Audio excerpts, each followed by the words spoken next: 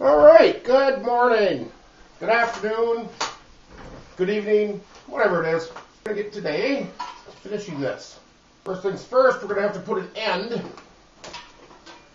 onto our wire here. You notice they used just a crimp style, wasn't soldered. There's an argument on whether you should use crimp or solder. And, you know, I side on the side of getting parts in there solidly.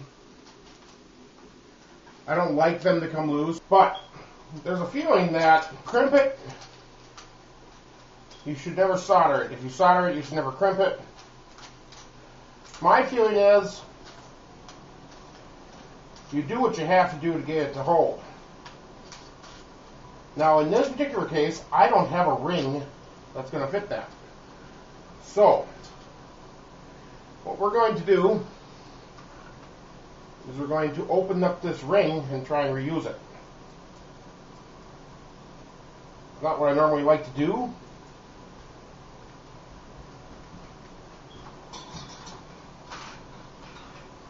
You know what? The end on that is pretty nice. Let's do this.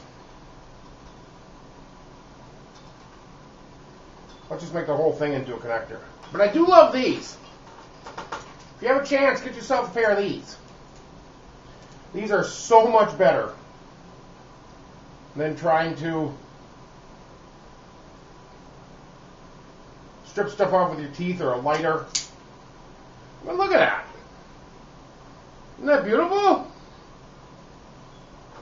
Look at it. Look how nice it is. So we're going to take this one. We have 3 feet of the same gauge wire.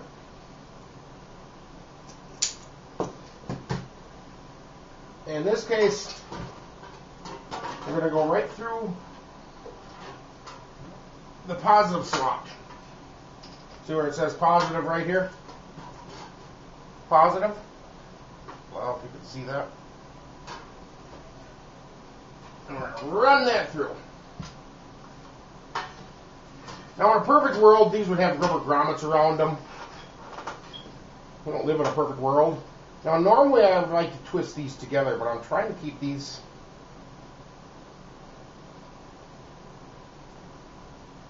as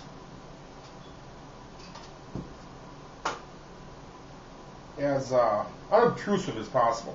What we have here is a cheap soldering iron. What I'm doing is tinning that a little bit. Tinning your tip helps it transfer heat better into what you're soldering.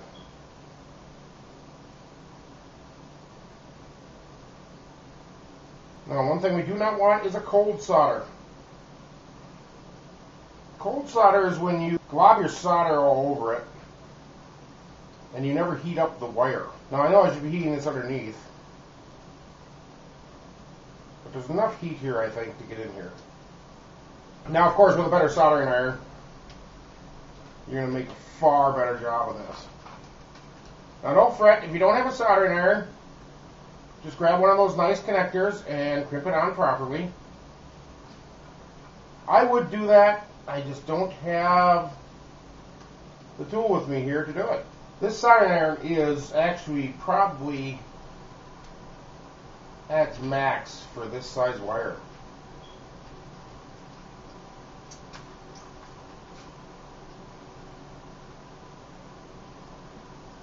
Because remember, as this is getting used, it's going to put resistance on the wire. Resistance on the wire is going to make heat. Heat can cause the solder joint to fail. That's all there is to it. And luckily, I think that's the only one that we're going to not be able to use a connector on. Everything else will be connected. So, we're going to no longer need this. We can go ahead and get started on this clamp on the end. So we'll go ahead and put the amount of wire in there we want to pull out.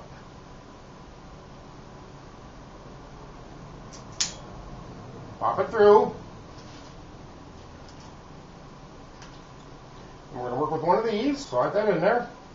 And then these tools, see the coloring right here? That tells you what connector to crimp with it. Does it work all the time? No.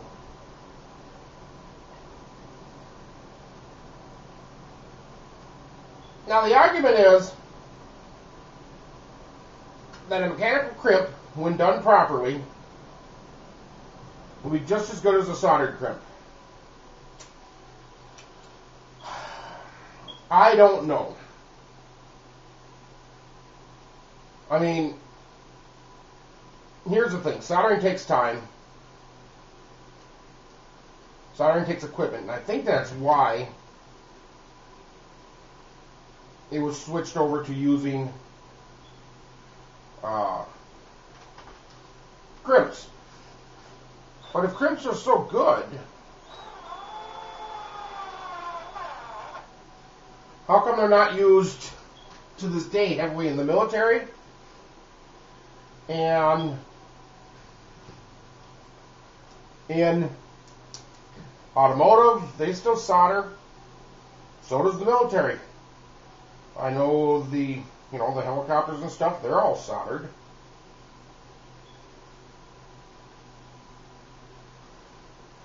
Now, I shouldn't say I know that for sure. I've read it. But it makes sense. Now, what I'm doing is I'm taking the tape, and yes, I cut the tape with my teeth. I know it's not the right way to do it. It stretches it out. I used to work for 3M. It is not the way to cut electrical tape. Does it work? Absolutely it does. Should we do it? No, probably not. What we're going to do is we're going to bring this wire back to where it was.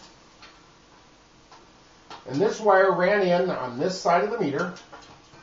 If you remember from part 1, and you can go back and look at that. So this wire ran in here. Right here. And that's going to give us our gauging.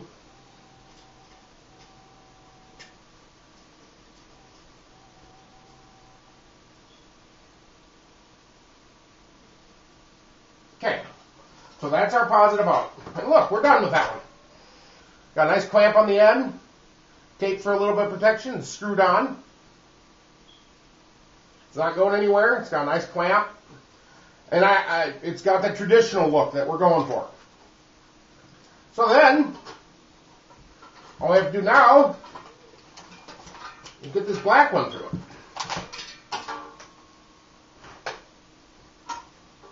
Now, the black one goes through the negative hole. Right here.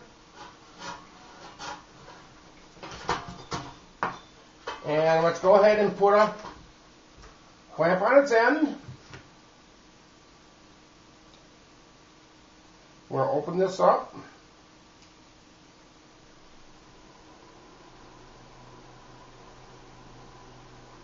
Now here's the thing. Once you decide on how you're going to do it, stick with it. So since I crimped the other one, we're going to crimp this one too. We're going to try and make them look identical to each other. So we're going to take a yellow, like we did on that side. We'll feed it through there. And this is one of the reasons I don't like. Now there is better crimping tools out there. Don't let my cheap crimping tool tell you not to do this job. In fact, if anything, this cheap crimping tool should show you that even your cheap tools can do it. You don't have to have all the best tools in the world to do a job. Does it make a job easier? Absolutely it does. But what makes you a craftsman, what makes you Mr. Fix-It, is being able to do things without every tool known to man. Now these wires are kind of got a memory to them. They seem to want to snake around and do their thing. And they will do that for a while. I can't help it. That's what they're going to do.